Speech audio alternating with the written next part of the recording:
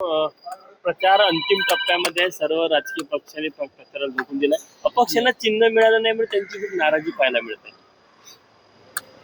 राज्य निवडणूक आयोगाने लावलेल्या कार्यक्रमामध्ये जर बघितलं तर मला वाटतं की चिन्ह वाटपाची डेट ठरलेली आहे आणि राज्य निवडणूक आयोगाच्या कार्यक्रमानुसारच सर्वांना जावं लागतं. आज सुप्रीम कोर्टामध्ये सुनावणी आहे. टांगती तलवार आहे की आगामी निवडणुका ज्या आहेत त्या पुढे ढकलण्याची शक्यता आहे.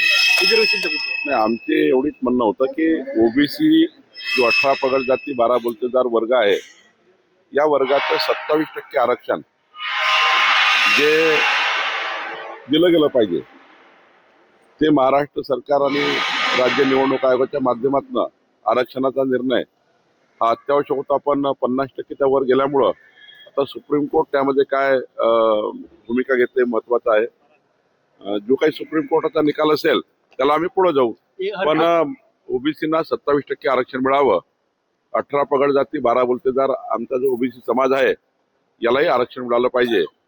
या ठिकाणी ही मागणी महत्वाची आहे. मुंबईमध्ये 11 लाख दुबार मतदार सापडलेले आहे आणि निवडणूक आयोगाने त्यावर बाद करण्याचा वेळ मागितलाय.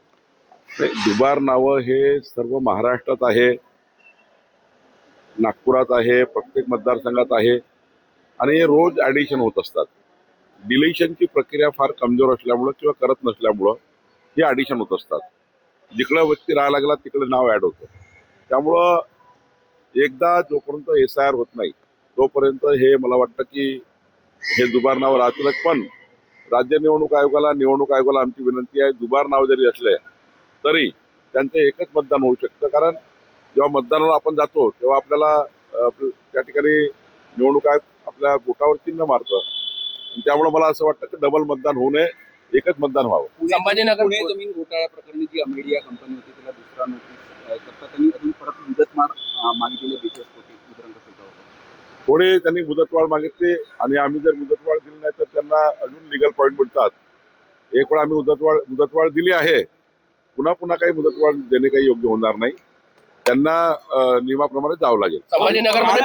संभाजीनगर फुलंब्रीमध्ये नगराध्यक्ष पदाचा जो उमेदवार होता शिंदे सेनेचा त्यांनी भाजपमध्ये प्रवेश केला. आता काही ठिकाणी सुरू आहे, अनेक ठिकाणी सुरू आहे. म्हणजे भाजपाचा एखादा कार्यकर्ता शिवसेनेत जातोय, शिवसेनेचा कार्यकर्ता भाजपमध्ये येतोय. असे 20-25 उदाहरण आहे आमच्या विदर्भातही की आमचेही कार्यकर्ते काही शिवसेनेवर गेले आहेत, शिवसेनेचे भाजपवर आले. त्यामुळं जेव्हा तिकीट मिळत नाही किंवा तिथे ऑप्शन नसतं तर ऑप्शन लोक शोधत असतात. पण ठीक आहे, भाजप सेना युती आमची मजबूत आहे. निवडणुकीनंतर एकदा आम्ही सर्वांशी चर्चा करू आणि योग्य निर्णय करू. कमळाच्या मागे विकास, काँग्रेसच्या मागे भकास, तुमचं कालचं त्याचा काय अर्थ काढायचा? आता विकसित भारताचा संकल्प मोदीजींनी केला. 2029चा विकसित महाराष्ट्र, 2035चा विकसित महाराष्ट्र, 2047चा विकसित महाराष्ट्राचं व्हिजन माननीय मुख्यमंत्री देवेंद्र फडणवीसजींनी केलं. एकीकडे व्हिजनवर मतं मागतोय, विकासाला मतं मागतोय आणि डबल इंजिन सरकारच विकास करू शकतं. यावर मी असं म्हटलं की काँग्रेस पार्टीकडे फक्त कन्फ्युजनचं राजकारण आहे. जेव्हा जनतेला कन्व्हिन्स करून वोट मागता येत नाही तेव्हा कन्फ्युज करताय. आम्ही कन्व्हिन्स करून विकासाला मत मागतो. समन्वय समितीचे तुम्ही अध्यक्ष आहात. शेवटच्या टप्प्यात मित्र पक्षांचेच आरोप प्रत्यारोप टोकाचे शब्द वापरणं सुरू झालेला आहे. काय सल्ला देणार तुम्ही? नाही, आम्ही सर्वांनीच निर्णय घेतला आहे. माननीय मुख्यमंत्री देवेंद्र फडणवीसजी, एकनाथ शिंदे, अजितदादा, आम्ही सर्वांनी मित्र पक्षाला कोणी टाकून बोलायचं नाही. महायुतीमध्ये कुठलेही मनभेद होणार नाही याची काळजी आम्ही घ्यायची आहे, सर्वांनीच घ्यायची आहे. आमच्या पक्षाच्या सर्व कार्यकर्त्यांना माननीय रवींद्र चव्हाणजी आमच्या अध्यक्षांनी सूचना दिली आहे की कोणी त्या ठिकाणी चुकीच्या पद्धतीचे स्टेटमेंट करू नका. सभेमध्ये असं वक्तव्य केलं की म्हणजे नगराध्यक्ष निवडून द्या, पट्टे वाटप किंवा घरकुल द्यायची जबाबदारी माझा अधिकार महसूल मंत्री म्हणून मला मुख्यमंत्र्यांनी दिला आहे की राज्यातल्या सर्व नगरपालिका, नगर परिषदा, ग्रामीण भागातले पट्टे वाटप हा अधिकार आमचा नजूलचा आहे. त्या ठिकाणी महसूल मंत्री म्हणून माझ्याकडे आहे. तर निश्चितपणे या निवडणुका झाल्यानंतर सर्व नगरपालिकामध्ये कॅम्प लावून सर्वांचे पट्टे वाटप करण्याचा निर्णय आम्ही करणार, ग्रामीण भागातही करणार. आणि आता तर 15/10/2024च्या पूर्वी खाजगी जे घर आहेत, खाजगी प्लॉटवर घेतलेले, ज्यांनी NA केला नाही, TP केला नाही, भूखंड घेतले आणि त्या ठिकाणी घरं बांधले, त्या गरीब माणसाची घरं आम्ही कायदेशीर करून द्यायचा निर्णय करणार कुठेतरी आहोत. तुम्ही प्रलोभन दिलं मतदारांना आकर्षित करणे असं आमचा अजेंडा सांगणं म्हणजे प्रलोभन नाही. हे निवडणुकीत योग्य आहे. याला निवडणूक आयोगाची काही बंधन नसतं. आम्ही सरकारमध्ये आहोत, मंत्री म्हणून मी काय करणार आहे ही जबाबदारी आहे माझ्या सांगण्याची. तुम्हाला अधिकार दिलेला आहे मुख्यमंत्र्यांनी, कारण मी राजस्व मंत्री म्हणून त्या ठिकाणी माझ्या अधिकारात बोलतो आहे की मला अधिकार प्राप्त आहे, आमच्या खात्याचे अधिकार आहेत आणि त्यामुळं त्याला प्रलोभन नाही आहे. काल हा विकासाचा एक अजेंडा आहे जो आम्ही जनतेसमोर मांडतो आहे. काल धनंजय मुंडेंनी सभेत बोलताना वाल्मिक कराडची आठवण केली. वाल्मिक कराड संतोष देशमुख प्रकरणी मुख्य आरोपी आहे. काय वाटतं सगळं?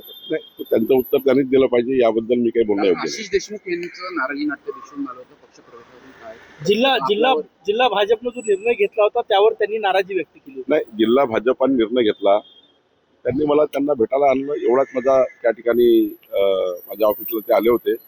पण पक्षप्रवेशाचा निर्णय हा जिल्हाध्यक्षांनी आणि जिल्हा भाजपने घेतला आहे. त्यामुळं कोणी भेटायला आलं तर त्यांना भेटलं पाहिजे, हाच माझा तेवढाच त्या ठिकाणी भाग होता. चंद्रकांत दादा पाटलांनी म्हटलेलं आहे की ध्वजारोहण करने वाले राम अभियान राबवलं जात आहे. कैसी आज अयोध्या के राम मंदिर चंद्रकांत दादा पाटलांनी म्हटलेलं आहे की तिजोरीची चावी अजितदादांकडे असली तरी तिजोरीचे मालक आमच्याकडे आहेत. जोरदार टीका जी आहे ती अजित पवारांनी केली. नाही, कुठल्याही फायनान्स डिपार्टमेंट जे महाराष्ट्राचं आहे त्यावर अजितदादा एकनाथ शिंदेजी मुख्यमंत्री बसूनच निधीच्या कुठल्याही विषयाचा निर्णय होतो. शेवटी आम्ही मंत्री आहोत, अजितदादा एक मंत्री आहे खात्याचे, पण शेवटी सर्व अधिकार मुख्यमंत्र्याला प्राप्त असतात कुठल्याही खात्याचे. शेवटी आम्हा लोकांना अधिकार डेलिगेट केले असतात, पण त्यावर जर ओव्हररूल करायचं असेल तर मुख्यमंत्री करू शकतात.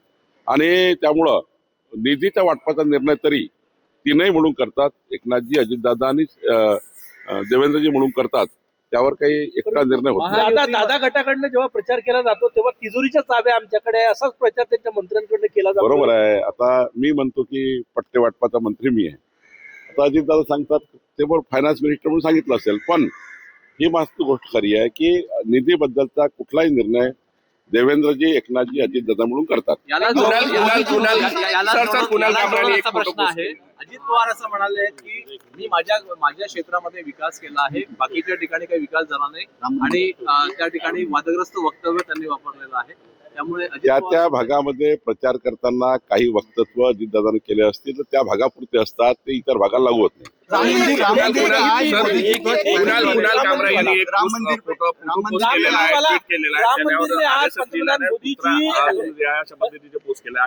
पंतप्रधान नरेंद्र मोदीजी असे जर आक्षेपार्ह पोस्ट टाकले असतील तर पोलीस कारवाई करतील, आम्ही त्यांना पोलिसांना देऊ.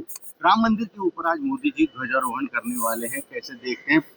पूरा काम पूरा हो गया। 140 करोड़ भारतीय का अयोध्या का राम मंदिर, ये हमारे सबकी हृदय की आस्था की भावना है।